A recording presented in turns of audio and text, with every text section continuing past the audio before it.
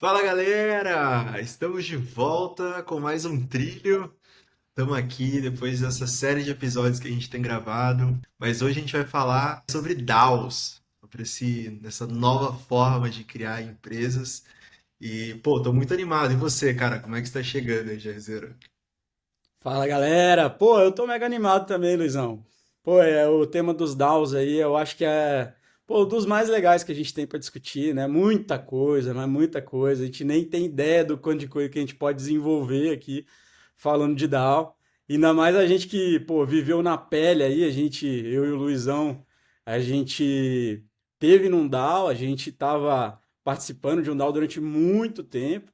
Então, a gente tem bastante experiência prática do que é conviver com esse tipo de organismo, né? Então, vai ser muito bacana, a gente tem muita coisa para dividir. E esse casaco aqui, né, Luizão, também tem a ver com Pois o é. tema. Tu lembra? Tu lembra?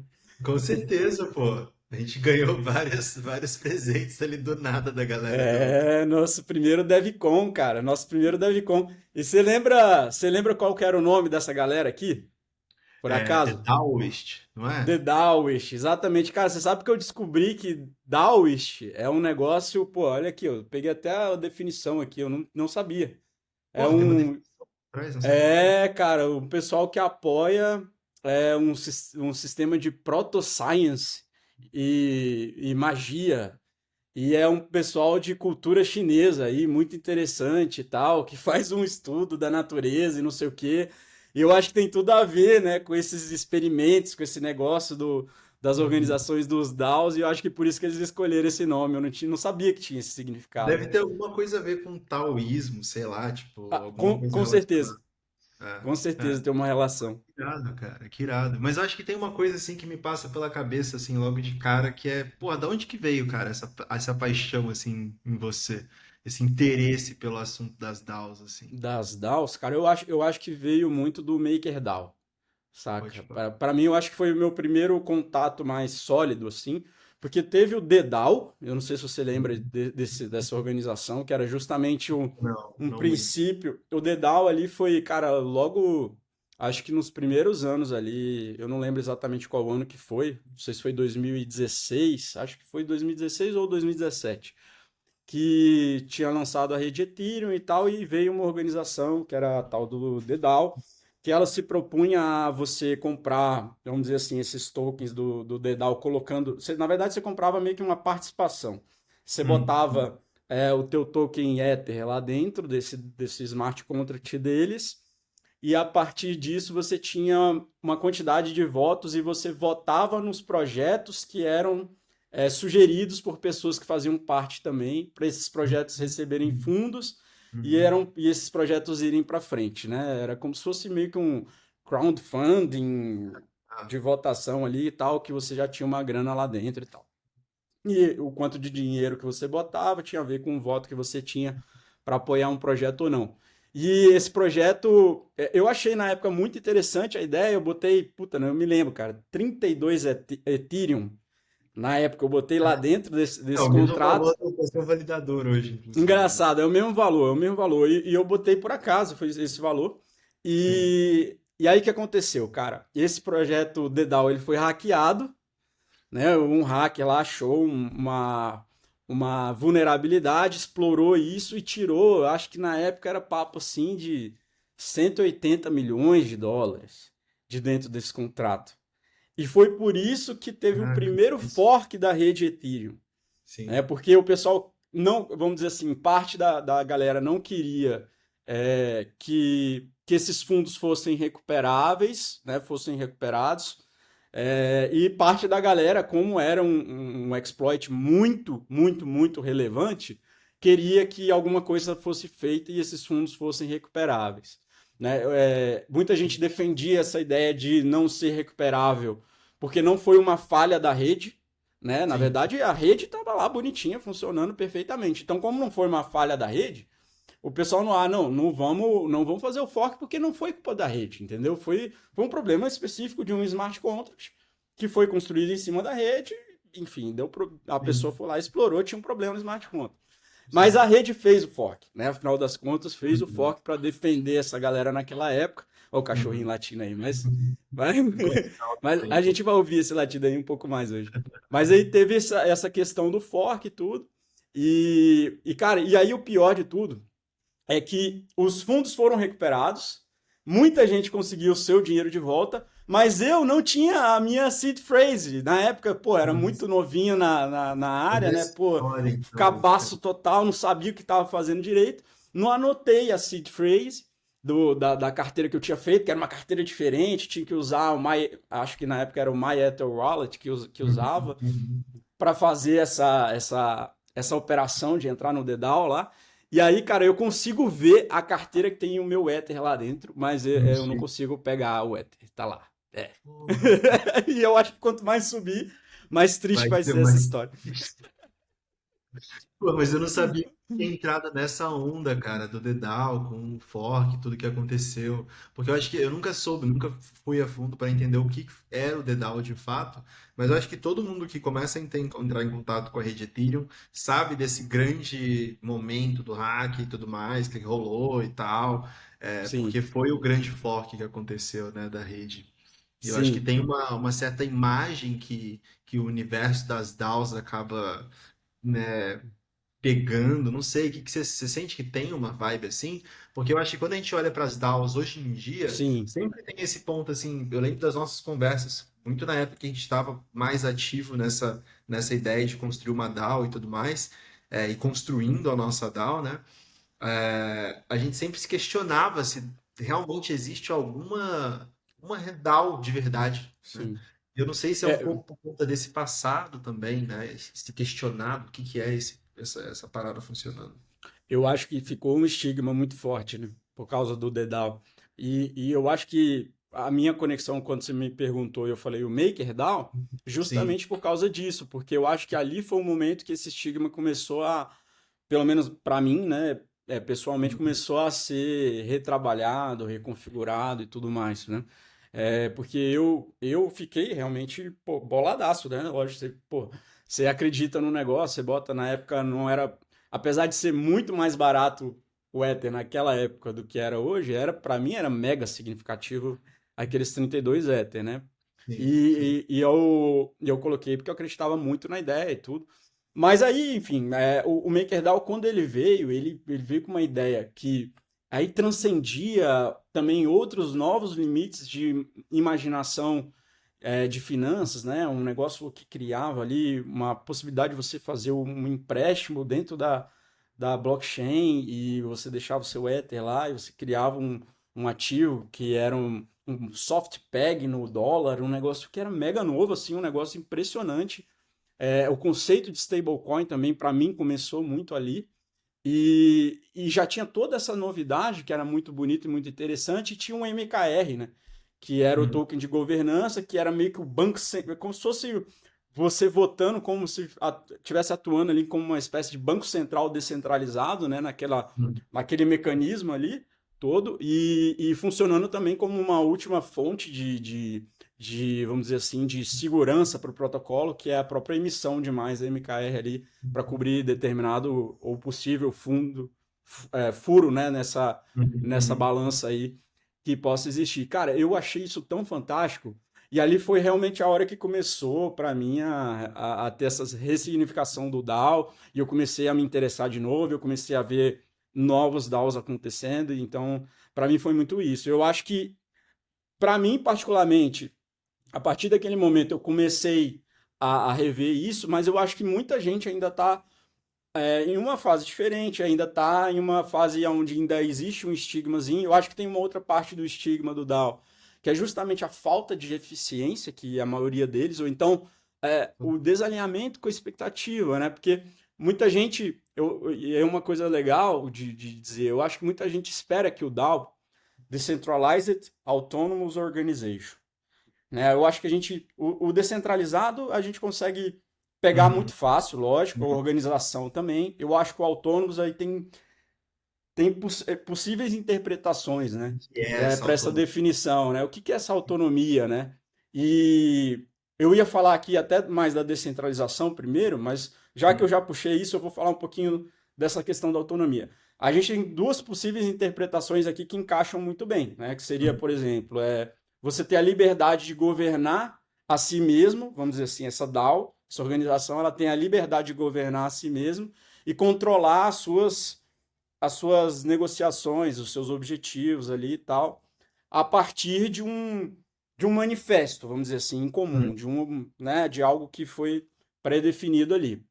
E a outra possibilidade seria você operar, vamos dizer assim, de forma autônoma, ou seja, sem um controle humano direto sobre isso, né? Que eu acho que é um conceito meio que de uma coisa mais autômata, vamos dizer assim, né, uhum, automática, que dá naquele sentido meio robótico, vamos dizer assim, né? E aí o outro já tem um sentido mais de autonomia mesmo, de estar mais, né, voltado à autossuficiência em sim. relação a regras externas, vamos dizer assim, né?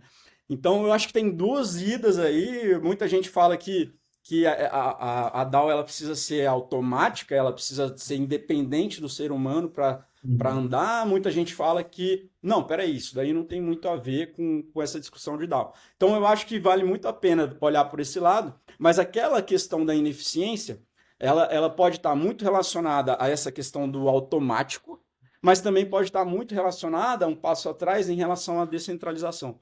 Porque a descentralização, e aí o que se espera, vamos dizer, uhum. eu gosto da organização descentralizada, porque, diferente de uma organização centralizada, a gente aqui, todo mundo tem voz. Mas para Uhum. todo mundo ter voz, você já pensou como é um processo para todo mundo ter voz? Né? E isso na E a prática complexidade desse processo, né? é uma coisa de louco. Na prática é uma coisa de louco. Você dar voz a todo mundo é uma coisa. Agora, todo mundo, né, vamos dizer assim, realmente ver o que as outras pessoas estão escrevendo ali ou falando, prestar atenção naquilo, dar tempo para aquilo, responder aquilo, raciocinar sobre aquilo, é uma coisa muito diferente, né? As pessoas têm tempos limitados. Então, assim, uma coisa é você ter uma expectativa de que uma organização descentralizada ela vai levar em conta os interesses de todo mundo que está em volta dessa organização quando ela for tomar uma decisão. E outra coisa é, de fato, essa organização descentralizada conseguir, de uma forma que tenha um processo de governança, processo de tomada de decisão, conseguir levar em consideração todas essas opiniões diferentes, né?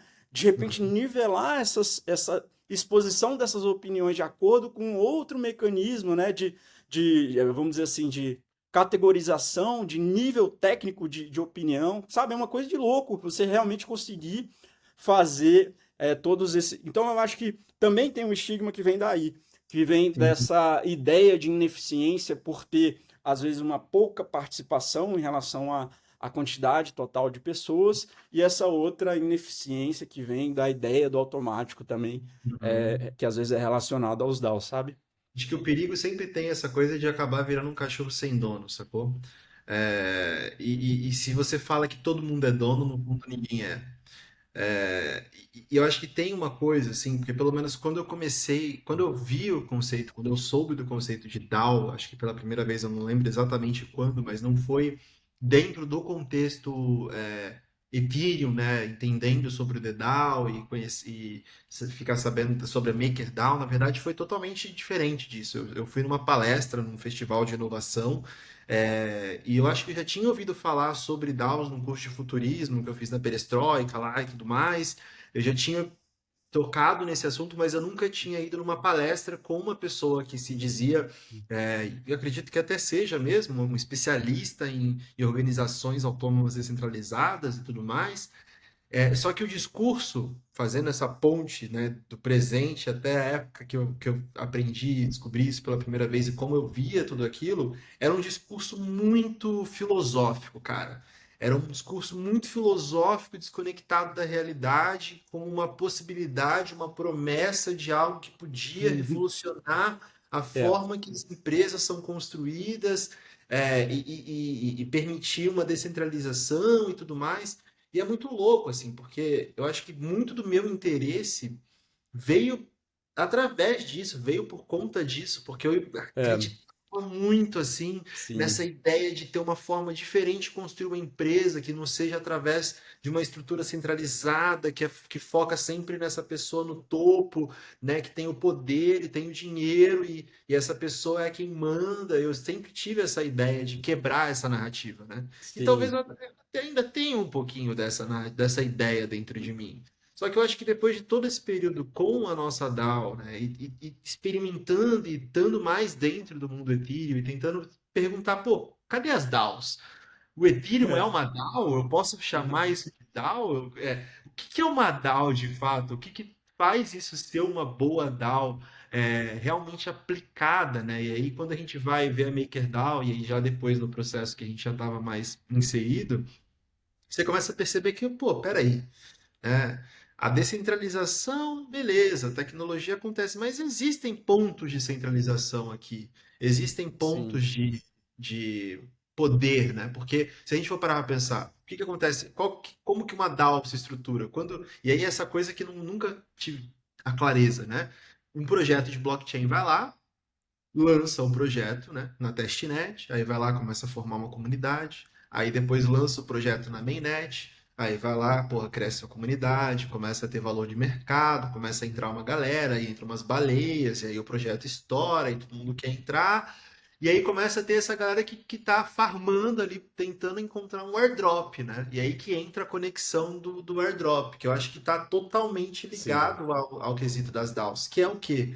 É meio que parte, é um princípio de projetos de Web3 fazerem só jogarem um monte de token para as pessoas que utilizaram, que testaram, que interagiram com esse projeto. E esse conceito é um conceito muito maluco, se a gente for parar pra pensar. Imagina, sim. eu sou um mega early adopter, cara. Tem uma plataforma, lançou agora o Instagram, lançou o Meta agora, que é o novo Twitter, dentro do contexto ali Meta. Eu já tava, porra, cadê? Como é que eu faço para É usar? Eu o, quero é testar. o Threads, né? Threads, O não é? Threads. Quero testar. Eu sou essa pessoa, cara. Imagina, num mundo na qual toda e qualquer aplicação digital tem um airdropzinho. Porra, eu já tava rico, cara. Sacou? Então, essa mentalidade é muito massa. Eu queria muito ouvir você falar sobre isso, assim. Cara, eu acho que aí, Luizão, tem uma coisa muito interessante, cara, porque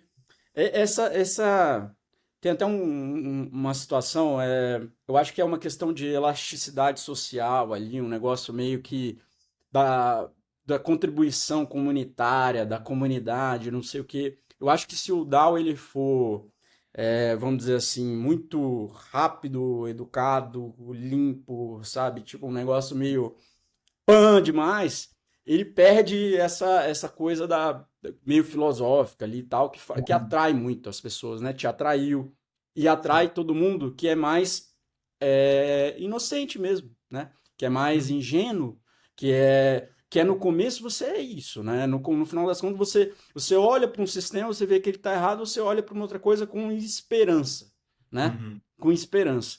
Eu acho que é muito isso que as pessoas fazem quando elas olham para um DAO, né?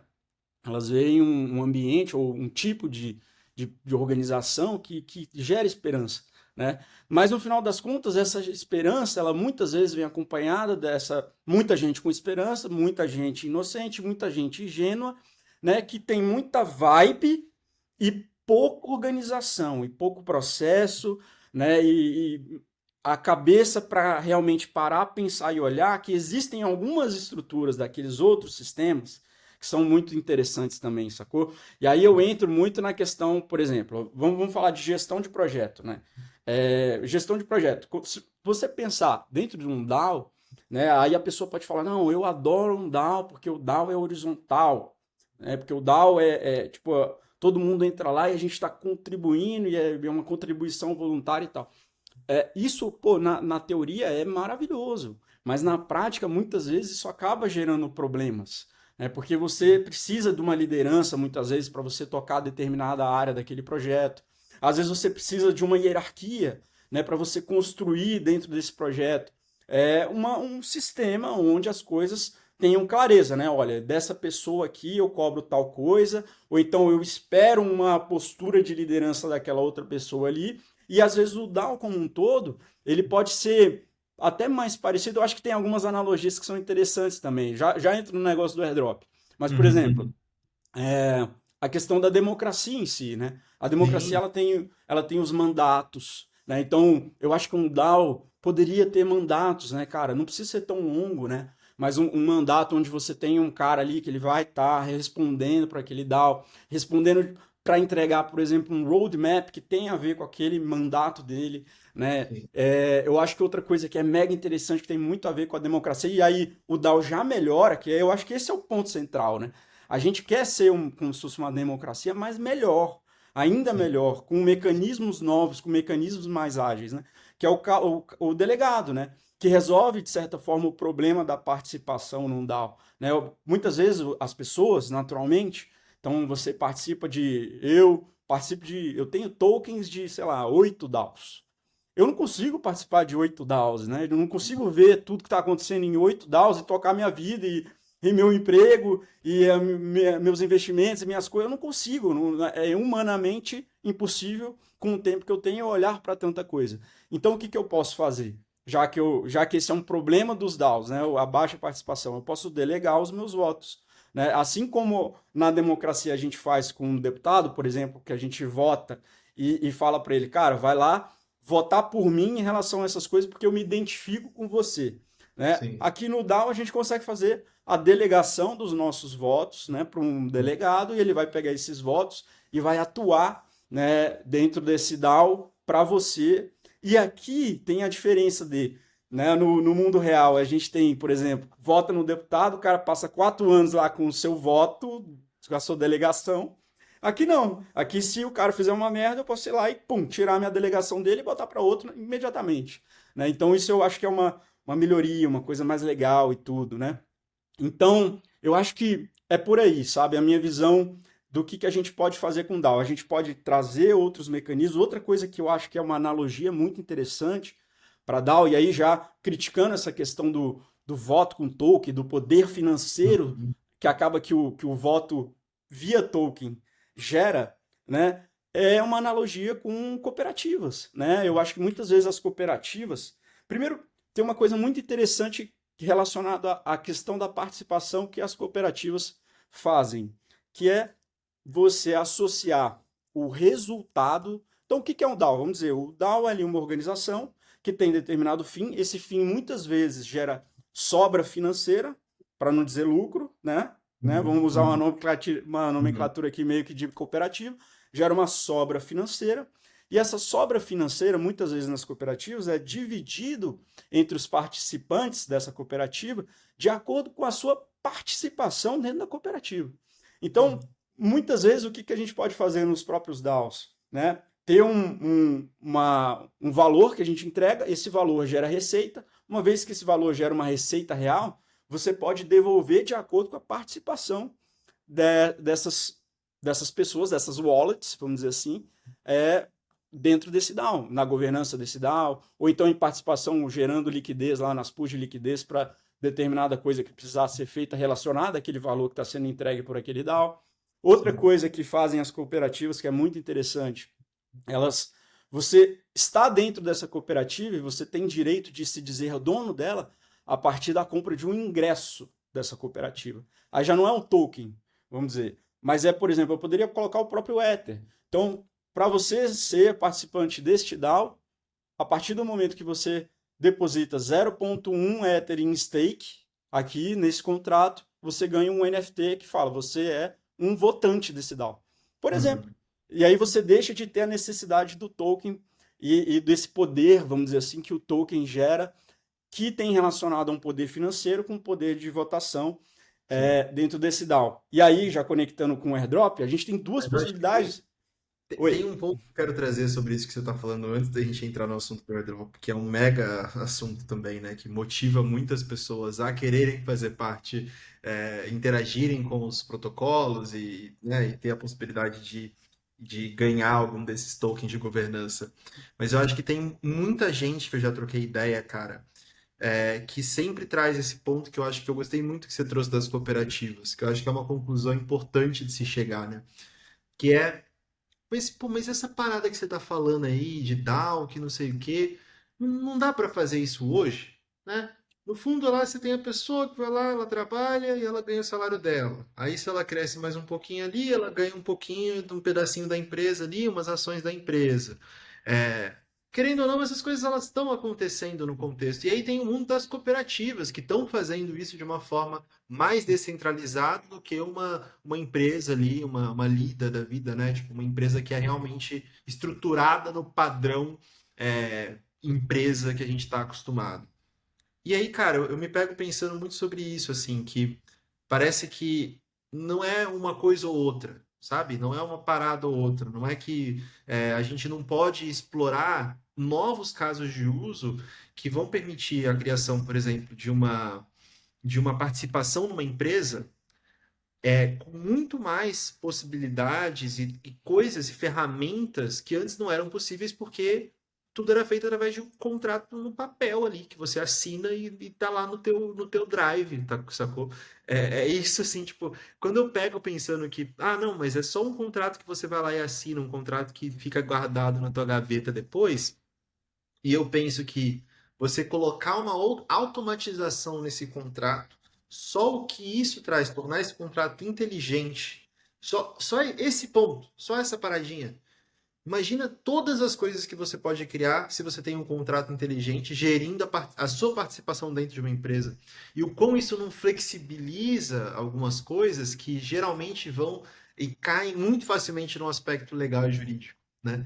Eu acho que tem Sim. essa parada de mais digital e flexível e que faz muito sentido, talvez, não para empresas que se estruturam como uma empresa, mas, por exemplo, para comunidades, para coisas que se Sim. propõem justamente enquanto Eu princípio, acho que enquanto. até para empresas, Luizão.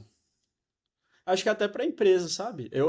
Na verdade, eu acho que assim, eu acho que essa definição, ela é uma coisa, às vezes, muitas vezes subjetiva, né? Às vezes é objetivo e tal, mas muitas vezes é mais subjetiva no sentido de existem vários tons de cinza de empresa, existem vários tons de cinza de DAO, existem vários tons de cinza de cooperativa, né? Uhum. Existem vários tons de cinza de democracia, e aí fica claro para todo mundo o que eu estou dizendo. Sim.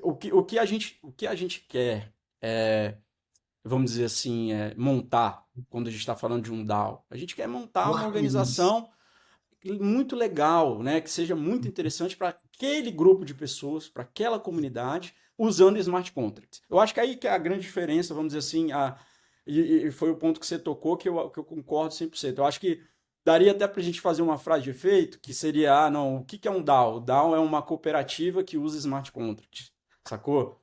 Pode ser. No final Sim. das contas, mas existem empresas que são mais parecidas com cooperativas em alguns aspectos, existem DAOs que são mais parecidas com empresas em outros aspectos. E aí, eu acho que esse monte de definição, muitas vezes, se a gente for muito determinístico, a gente pode acabar perdendo o fio da meada. No final das Uhum. contas, o que se espera? Né? Eu acho que o que se espera, de fato, é que aquela coisa faça o que ela se propõe a fazer. Se é governar determinada coisa e governar isso de uma forma interessante, que gere tanto o sentimento para a comunidade de que eu posso fazer parte, eu posso tomar partido em relação ao que está sendo decidido, mas também que dê para aquele valor que está sendo entregue uma governança boa, né? Uma governança rápida, ágil, que responda às ameaças no mercado, que responda à velocidade que muitas coisas que se criam valor precisam reagir, porque o mercado e as coisas vão mudando de uma hora para outra. Então, Então, independente de ser uma empresa que opera dentro de um ecossistema ou de um DAO, né, ela pode ter coisas que incorporam de um lado ou de outro. E aí, se eu puder entrar já agora no airdrop, boa. o que que eu Claro. tava, o que que eu tava falando ali? Eu acho que de repente a gente tem dois aspectos em relação ao airdrop que são interessantes. Será que os airdrops vão continuar existindo? Né? Eu acho que essa é uma pergunta interessante. Por exemplo, eu me dei muito bem com alguns airdrops, eu fiquei muito feliz de pegar essa onda do airdrop. Mas será que ela vai continuar? E aí eu acho que tem duas perguntas que a gente tem que se responder. A gente precisa responder. Primeiro DAOs fazem sentido? Boa. Primeira coisa, né? Então, existem muitas pessoas que acreditam que DAOs não fazem sentido, né? E pessoas, inclusive, que trabalham dentro do universo de descentralização, de blockchain, de rede Ethereum, que acreditam que DAOs não fazem sentido. Existem muitas pessoas que acreditam que faz muito sentido. Então, ao longo do tempo, a gente vai descobrir, vamos dizer assim, o que se deu dessa história. Se o pessoal que acredita conseguiu construir, né, valor realmente com essa narrativa, com esse processo, com esse negócio que a gente chama de DAO, e se o pessoal que estava certo no final das contas, ou se esse pessoal era o pessoal que não acreditava no DAO. Se a gente acabar não tendo mais DAOs, eu acho que airdrop já era, correto? Sim. Então, o primeiro aspecto. O segundo aspecto é, mesmo se DAO der certo, uma outra coisa que é muito relevante é essa questão do token de governança. Será que o Hum, token de governança ele é uma coisa que vai para frente dentro do ecossistema DAO? Dentro dessa ideia de DAO? Né? Isso é uma outra coisa mega interessante de se perguntar. Porque hoje o sistema de governança via o token de governança, ele é um sistema de governança que tem muito a ver com o teu poder de comprar mais tokens de governança. E até por isso o pessoal faz o airdrop, né? Justamente para evitar que eles fazendo, por exemplo, um IDO, que é um Initial Dex Offer, né, desse token, né? Coloca o token lá na Uniswap, inicialmente, né? E vende esse token, até para evitar, por exemplo, que venha um VC, né, um cara lá, um Venture Capitalist, compre um montão desse token, né? hum. E assim ganhe uma influência muito grande sobre a direção daquela organização. Né? Então, o que eles fazem? Não, vai ser community owned, vai ser esse projeto é da comunidade, né? Vai ser propriedade da comunidade. E aí, o que eles fazem? Eles pegam e, pum, airdrop. Espalha para todo mundo que usou, que interagiu, que tem determinadas características on-chain, vamos dizer assim, que significam algumas interações que você fez. E aí, a partir disso, você tem, vamos dizer, pelo menos qualificados participantes para exercer aquela função de governança sobre aquela organização. Mas e se não for mais o token de governança? Né? E se for, por exemplo, a ideia do ingresso? Como a gente falou, eu não preciso mais do token de governança. Se o cara botar aqui determinada quantidade de Ether em stake aqui, já significa que ele está investido com o meu projeto, com o meu DAO, né? Sensação de estou investido, comprometido, né? Uhum. E aí, de repente, com isso, uma possibilidade também de reduzir, vamos dizer assim, esse aspecto do poder financeiro em relação à governança do DAO, né? E até reduzir aí essa especulação sobre, pô, mas esse token vale alguma coisa ou não vale? Né? Existe valor nesse negócio mesmo, toda essa especulação, e aí às vezes focar até muito mais na questão da governança em si, da execução da governança daquela organização, sabe? Então acho E que é, esse ponto aí também é bem interessante, sabe? e é isso, cara, porque eu fico pensando nessa jornadinha do airdrop, sabe? Você vai lá, interage com o contrato e convenhamos, muita gente interage com vários projetos, é claro, para poder descobrir oportunidades, né, interagir ali, mas tem esse viés do airdrop nessa fase que a gente está hoje. Tem esse, pô, vai lá, dá uma mexidinha lá, quem sabe não cai aí uma graninha. Só que o que que você vai fazer com essa parada depois? E essa jornada que eu fico pensando, sabe? Tipo, geralmente, olhando os airdrops que eu já acompanhei, uma galera sai do projeto, uma galera vende esse Sim, token de governança. E aí você fala, pô, mas você está descentralizando a governança do projeto, né? E aí a galera vai lá e vende o token de governança, sacou? E, porra, ganha uma grana com isso. E aí por isso que tem os airdrop farmers e tem a galera que fica aí o tempo todo interagindo com um monte de projeto. Tem uma relação ganha-ganha, bem mais ganha-ganha, porque isso não existe no mundo off-chain. Sacou? sim. Não existe isso, esse Não, conceito. uma No maravilha, mundo né? Web2, você é um usuário. Você é o usuário. Esse é o nome. É o usuário. Você só usa, sacou? No mundo Web3, essa fronteira entre o que é ser usuário, o que é ser um shareholder, o que é essa pessoa que faz parte da tomada de decisão desse projeto, já começa a né, se combinar um pouquinho mais aí. Só que eu fico pensando nisso, cara, porque para mim parece que o DAO ele está se diluindo muito mais enquanto um conceito que é quase enraizado no mundo Web3 e ele acontece sem necessariamente qual que é o nome da parada? O snapshot. Eu ia falar o user snap. outro sistema de UX. Mas o Snapshot ou qualquer outro sistema de gestão de governança, é, será que é isso que a gente imagina enquanto DAO? É essa paradinha que você vai lá, coloca um contratinho e aí a galera que tem um token consegue votar ou não votar?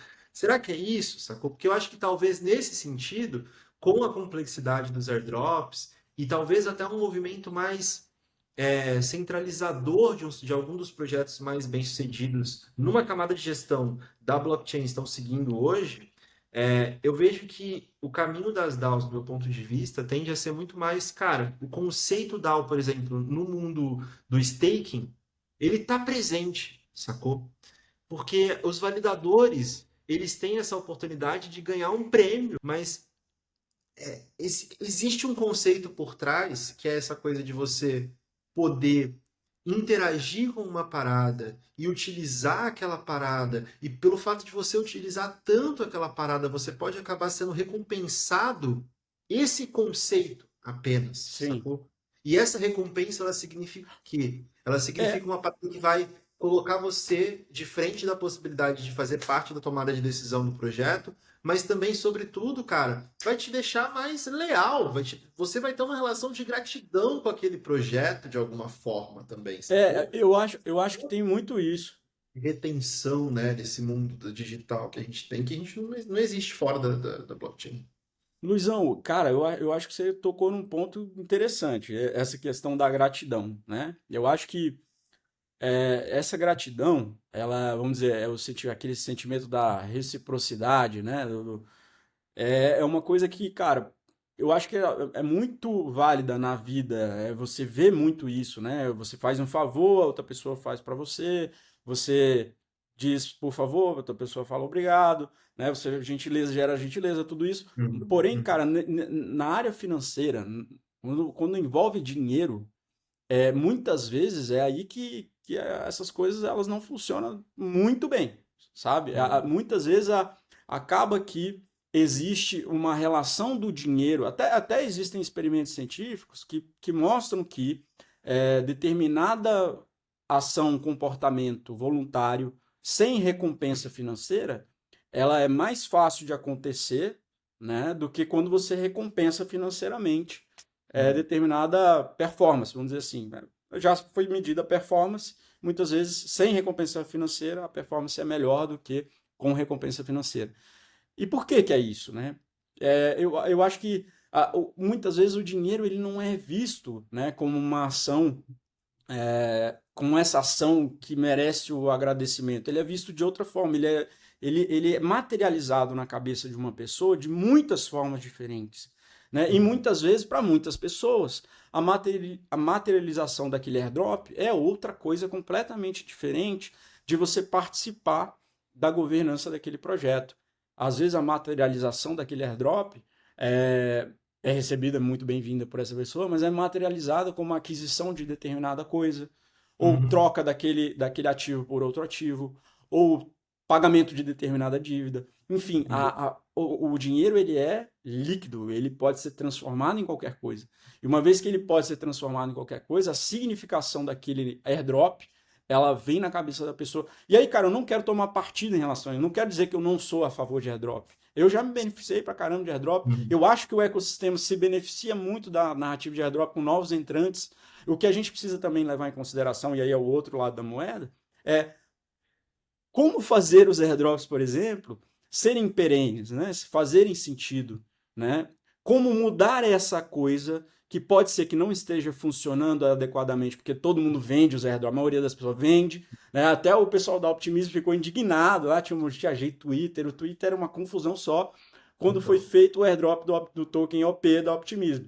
Por quê? Porque o pessoal, tá todo mundo vendendo e o token desvalorizou, e aí saiu em notícias, acho que foi até na The Economist, eu não sei qual foi a revista que saiu, famosa pra caramba, que o token era um fracasso. Né? Por Uhum. quê? Pô, justamente porque houve uma grande desvalorização, porque muita gente vendeu e tudo mais. Então, eu acho que a pergunta é justamente como a gente coloca essa narrativa que já tem muitos impactos positivos, né?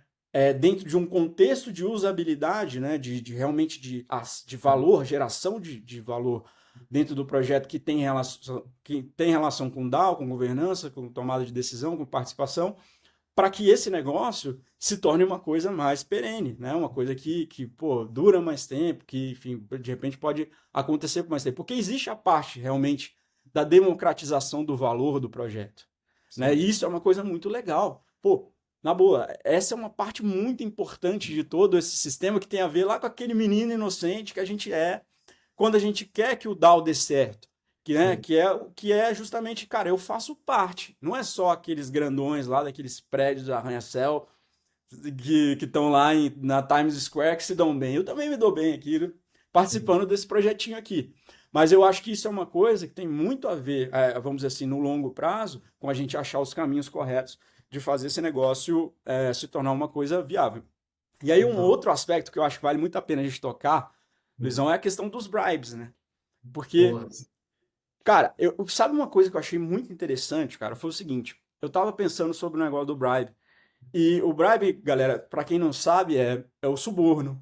É o suborno. Então, o suborno Nome no mundo, fancy, nome no chique. mundo, no mundo tradicional, né? Pô, imagina lá o teu deputado recebendo lá uma graninha, né, para votar em determinada coisa, né? Então, ali naquele mundo tradicional, você deu o voto pro cara de graça, vamos dizer assim, em troca de toda aquela propaganda eleitoral maravilhosa que ele fez para você, te convenceu, Hum. passou a lábia em você. E aí depois ele pegou esse teu poder de voto que gera um poder financeiro indireto e direto para ele, e vendeu esse ativo, né, que não é só dele, né, que ele representa, para outra pessoa, botou dinheiro no bolso e executou a ação. Né? Hum. Dentro do mundo do DAO, vamos dizer assim, você tem também o bribe. Só que o bribe, né, o suborno no DAO, ele é mais transparente e ele é um suborno que vai diretamente para o detentor daquele voto, vamos dizer assim, tá? Ele poderia ir para o delegado também desse voto, sim, claro, poderia ir para o delegado. Mas o que é interessante aqui, fazendo uma comparação do bribe do mundo real, né, para o outro bribe também, além, uma segunda comparação. Cara, eu parei para pensar porque existe uma grande crítica nos DAOs, e especialmente nos DAOs de DeFi, que muitas vezes, para você executar determinada ação, você precisa de um bribe muito menor do que o valor em risco dentro daquele protocolo para, vamos dizer assim, ser extraído por determinada ação. Né? E isso é uma coisa mega relevante, né? Um fator de risco para determinados DAOs de DeFi. Né? Então, Hum. muitas vezes você tem um valor, né, para atingir, para você propor determinada coisa, fazer a proposta, e você aprovar a proposta no DAO do DeFi, você tem que atingir determinado valor de votação, que tem a ver com os tokens, que podem ser adquiridos a mercado por determinado valor, que é Hum. inferior ao valor que está sendo protegido por essa votação lá dentro daquele DAO DeFi. Então existe aí um lucro em explorar o sistema do DAO. Isso é uma coisa que me fascinou no sentido negativo, lógico, assim, me aterrorizou Sim, claro. quando eu parei para pensar, né? Só que, cara, isso no mundo real também acontece.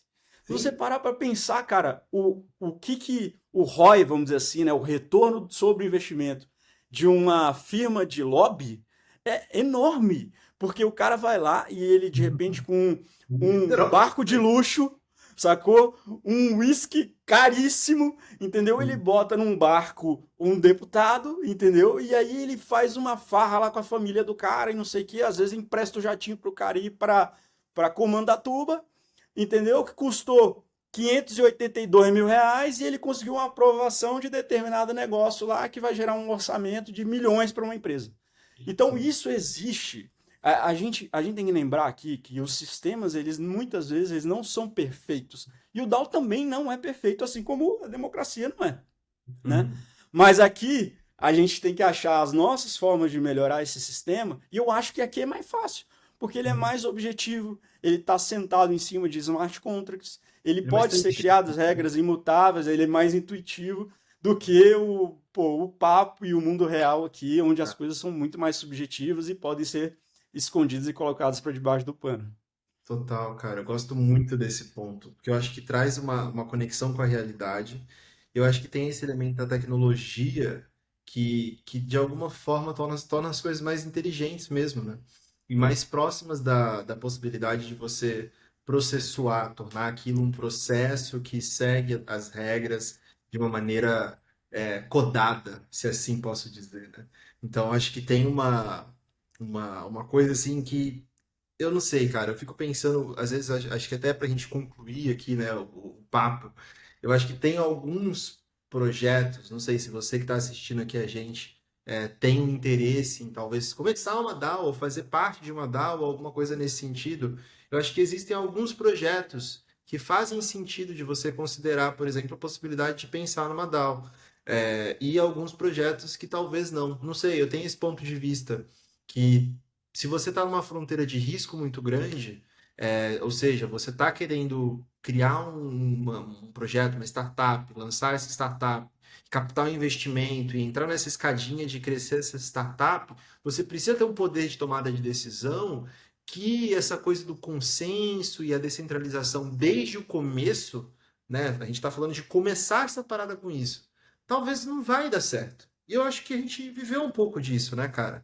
Essa coisa de tentar ser tão consensual e aí, tipo, vai lá, manda uma proposta de improvement, né, para todo mundo poder votar, e aí a pessoa tem que ir lá, conectar a carteira, votar, e aí tem a multisig, tem um monte de processos que hoje em dia, no meu ponto de vista, parece que atrasa um pouco o processo de tomada de decisão, que poderia ser muito mais no papo reto. Na hora que eu imagino um DAO, assim, eu acho que tem uma coisa de modelo de negócio mesmo, de administração de empresas básico, saca? Que você precisa conseguir ali estabelecer a primeira base ali da parada, e aí você consegue estabelecer uma outra parte, aí você monetiza a parada, você consegue caminhar alguns passos, e depois desse processo, que certamente vai acontecer de forma centralizada, é, talvez faça sentido usar a via da DAO para poder conseguir caminhar numa via diferente, que não é, por exemplo, essa via que parece que é a única via que a gente tem para construir uma empresa bem-sucedida, né? Que é crescer e contratar e tudo mais, e entrar nesse growth exponencial, essa doideira. Não! Existem formas de ter uma mentalidade muito mais tipo assim, não, se entrar um grupo aqui, a gente vai incentivar muito mais eles a criarem uma empresa dentro do nosso ecossistema e ter essa mentalidade muito mais de comunidade e ecossistema. E nesse sentido, quando a gente pensa em comunidades digitais, nações digitais, ecossistemas de pequenos hubs que fornecem serviços e produtos uns para os outros, um mundo com que tem uma tecnologia DAO, né, que permite essa organização ser autônoma e descentralizada e gerar valor e crescer e escalar e permitir tudo isso acontecendo de uma maneira mega transparente e aberta, né, faz muito sentido. Não sei, cara, eu acho que tem Pô, eu concordo 100%. caminhos, né, que Concordo 100%, Luizão. Eu acho que tem muito a ver com o ethos das pessoas que estão envolvidas com essa organização, com essa iniciativa, com esse projeto, né? Então, se você acredita nessa história de descentralização, entendeu? Se isso te move de alguma forma, te deixa curioso, se você acha que as regras dentro de um sistema de blockchain, usando smart contracts, são mais interessantes do que as regras dentro de um livro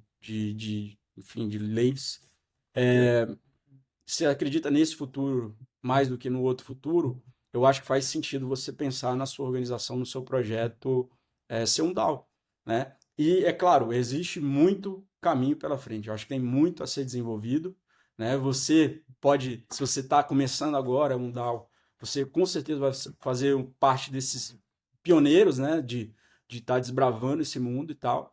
Mas no final das contas, saiba que tua DAO, para dar certo, provavelmente vai ter vários elementos de empresa, de cooperativa, de democracia, e você vai puxar cada uma das coisas que você acha que dá certo desses outros ambientes, vai colocar isso dentro de um smart contract, entendeu? E vai, muito provavelmente, estar puxando sempre para o caminho da descentralização, da propriedade colaborativa também, né?